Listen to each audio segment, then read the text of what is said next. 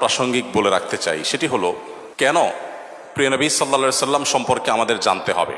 আমি জানি না এখানে মুসলিম ছাড়া অন্য ধর্মাবলম্বী আমাদের কোনো ভাই বা বোন আছেন কি না, কিন্তু মিডিয়ার মাধ্যমে আমার কথা হয়তো বা পরবর্তীতে তারা শুনতে পাবেন। আমি তাদেরকে সহ বলতে চাই, মুসলিম অমুসলিম যে কোনো মানুষ যদি তিনি সত্যি সত্যানুসন্ধানী হয়ে থাকেন, আমার মনে হয় তার জীবনে একবার হলেও মুহাম্মদ সাল্লাল্লাহু আলাইহি সাল্লামের জীবনী পাঠ করে দেখা উচিত। কারণ একজন মানুষ দুনিয়ার আলো দেখার আগেই বাবাকে হারিয়েছেন, পৃথিবীর আলো দেখার পরপরই মাকে হারিয়েছেন। বাবা এবং মা দুজনকে মানুষ যখন একেবারে শৈশবের শুরুতে হারিয়ে ফেলেন, ঠিক এরকম পরিস্থিতিতে একটা শিশুর জীবনের সামনের দিনগুলো কত কঠিন হয় সেটা বলার অপেক্ষা রাখে না। প্রিয় নবী সাল্লাল্লাহু আলাইহি সাল্লামের জীবনে দুঃখ এবং কষ্ট এখানে শেষ হয়নি, বরং শুরু হয়েছে। কৈশোরে যেতে না যেতেই তার সবচেয়ে বড় অবলম্বন, তার সবচেয়ে বড় আশ্রয়দাতা দাদা আব্দুল মুত্তালিবের ছায়াও তিনি হারিয়েছেন। এবং তিনি সামান্য একটু যখন সমাজে মাথা উঁচু করে দাঁড়াচ্ছিলেন, ততক্ষণে তার বহু চ্যালেঞ্জ সামনে চলে এসেছে।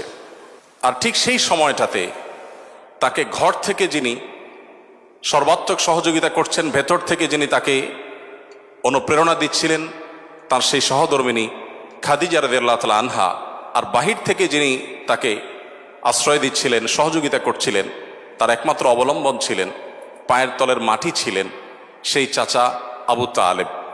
ঠিক একই সময় আল্লাহ রাব্বুল আলামিন এই দুটি ছায়াকেও তার মাথার উপর থেকে সরিয়ে নিলেন।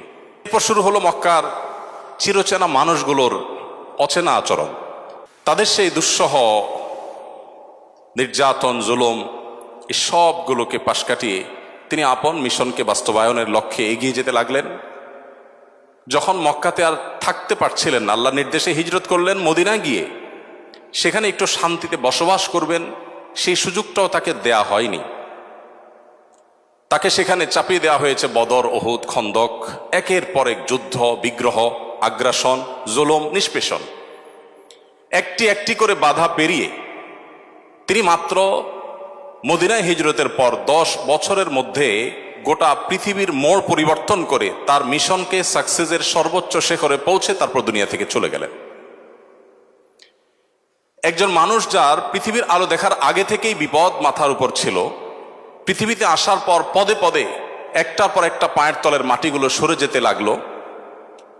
মৃত্যুর আগ মুহূর্ত পর্যন্ত যার বিরুদ্ধে এত ষড়যন্ত্র, এত বাধা, এত বিপত্তি, এত সংকট, এত কিছুর পরও মাত্র 10 বছরে গোটা পৃথিবীর মোড়কে পরিবর্তন করে পৃথিবীর নতুন ইতিহাস